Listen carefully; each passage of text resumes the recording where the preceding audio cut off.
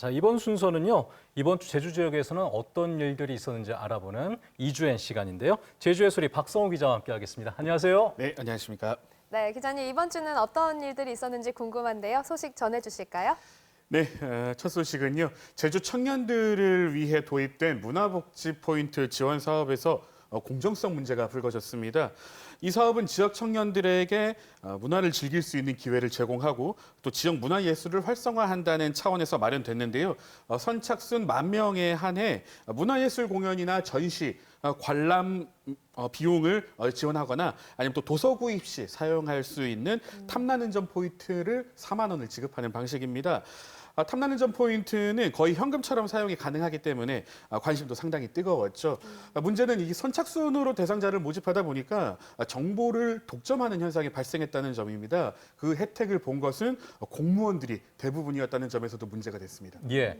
아마 뉴스 접하신 분들 많으실 것 같은데 사실 취지 자체는요. 청년들에게 문화를 즐길 수 있게 하고 또 지역 문화예술계에도 좀 활기를 돌게 할 수 있는 그런 방침이었던 것 같은데 어떤 문제가 있었던 건지 좀 더 자세하게 풀어주실까요?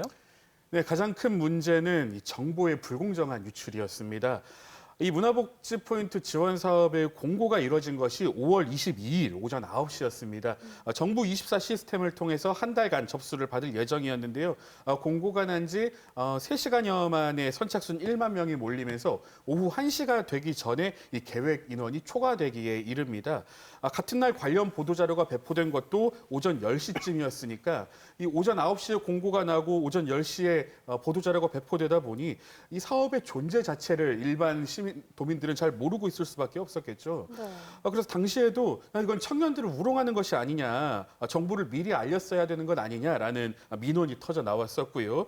특히 공무원들은 미리 알아서 신청을 하고 일반인은 잘 알지도 못하게 한 건 아니냐라는 의혹이 제기됐는데요.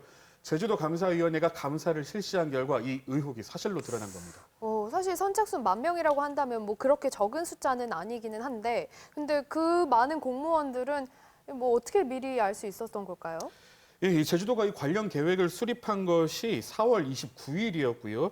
또 도청과 행정시, 읍면동, 직속기관에 관련된 협조 공문을 보낸 시기가 5월 20일이었습니다. 즉, 이 협조 공문을 보내는 과정에서 공무원들 사이에서는 이 아름아름 관련 정보가 공유됐던 것이겠죠. 그 결과 모집 인원 10,000명 중에서 신청 가능한 나이에 속한 청년 공무원이 3,174명이었는데 이 중 무려 34%인 1,080명이 이 문화 포인트를 가져갔습니다. 반면에 일반 청년 대상인 이 15만 명 중에서는 문화 포인트를 얻은 청년의 비율이 5.7%에 그쳤습니다. 청년 공무원이 아니더라도 이 공무원과 친분을 지닌 이들이 이 사전에 정보를 취득했을 가능성도 마냥 부인할 수는 없겠죠. 예, 끼리끼리 알았을 수 있다는 얘기잖아요. 그러니까 현대사회는 정보가 권력이라고 얘기를 하는데 권력이 이번만큼은 한쪽에 많이 쏠려 있었던 사안 같습니다. 자, 그러면 감사위원회에서는 이번 사안에 대해서 어떻게 결론을 내렸습니까? 네, 감사위원회는 우선 이 사전 공고 없이 공무원들에게 관련 정보를 먼저 제공을 하면서 행정 스스로 공정성과 투명성 그리고 신뢰성을 떨어뜨렸다면서 일단 담당 부서에 주의 조치, 경고 조치를 내렸는데요. 이게 사업의 취지는 참 좋은데 이 절차상의 허술함을 드러내면서 이 사업이 내년에도 과연 지속될 수 있을지 불투명하지 않을까 싶습니다. 네, 아무쪼록 이번 논란을 계기로 해서 앞으로 이런 정책들이 펼쳐질 때는 좀 더 공정하고 투명하게 운영이 될 수 있기를 바라봅니다. 네, 다음 소식도 전해주실까요? 네, 지난주에 이 제주도 예산안과 관련한 내용을 전달해 드렸는데 보다 덧붙일 내용이 있어서 소개해 드리려 합니다. 지난주 전달해 드렸었던 내용이 내년도 예산안이 7조 5,783억 원 규모로 편성이 됐고 현재 제주도 의회의 심의를 받고 있다는 내용이었죠. 그렇다면 이 적지 않은 예산을 필요한 곳에 고르게 배분했는지가 이 중요한 지점일 텐데요. 이번 민선 8기 제주도정이 출범한 이후에 재정은 계속 확대가 됐음에도 불구하고 행정시나 읍면동에 투입되는 예산은 줄어들고 제주도 본청에 들어가는 예산은 점점 쏠리고 있다는 심화되고 있는 현상이 나타났습니다. 예.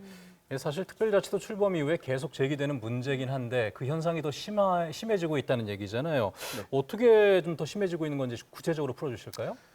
네, 아무래도 이 숫자로 보면 조금 더 이해가 편하실 듯 싶습니다. 우선 전임 도전과 비교를 하면은요, 2022년에 편성된 본 예산의 규모가 6조 3,922억 원이었던 것과 비교하면 내년 예산은 전체 예산은 이제 1조 원 가까이 늘어난 것이겠죠. 예.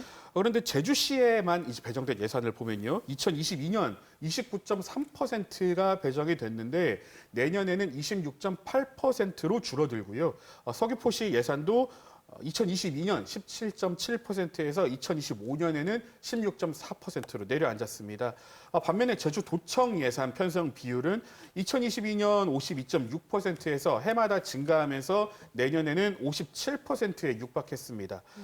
읍면동 예산의 상황은 보다 더 심각합니다. 제주시 26개 읍면동의 예산은 2023년에 이제 처음으로 1,000억 원을 넘어섰지만 내년에는 937억 원으로 무려 13%나 삭감이 됐습니다.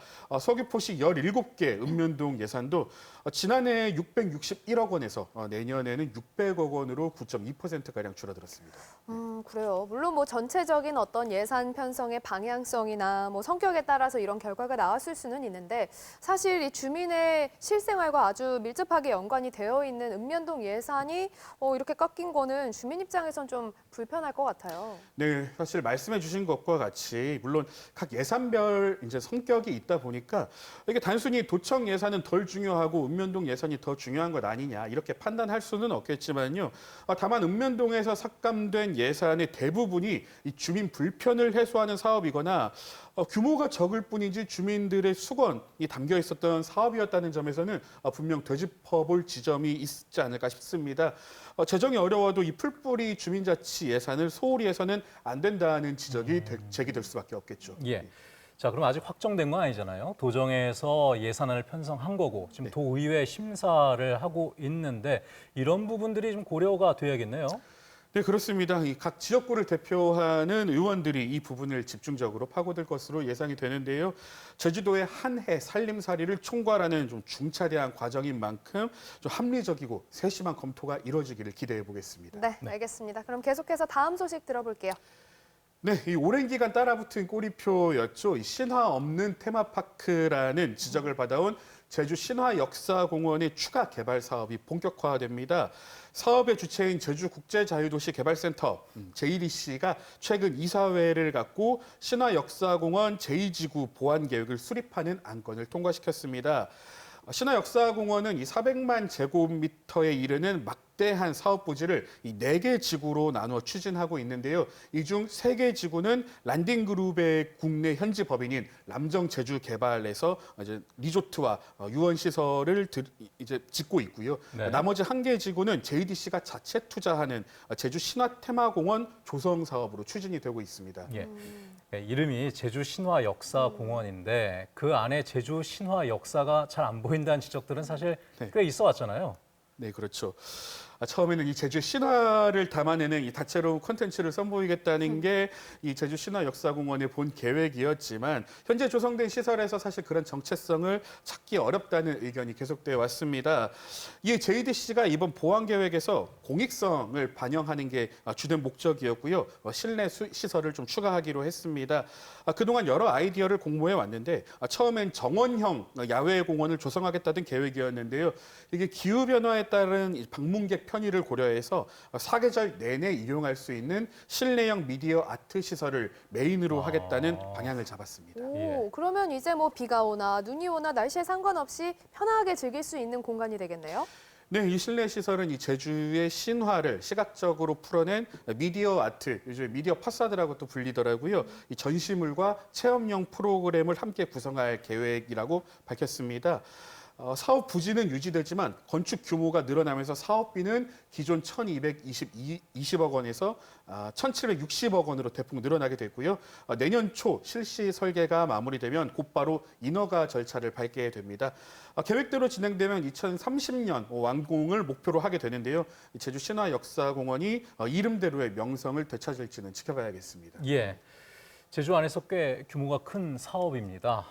지금 제주신화역사공원이 단순한 유원 시설을 넘어서서 말 그대로 제주의 신화 그리고 역사를 좀 담아낼 수 있는 그런 공간으로 자리매김해 보기를 기대해 보도록 하겠습니다. 자, 오늘 함께해 주신 제주의 소리 박성호 기자님 오늘도 고맙습니다. 네, 감사합니다.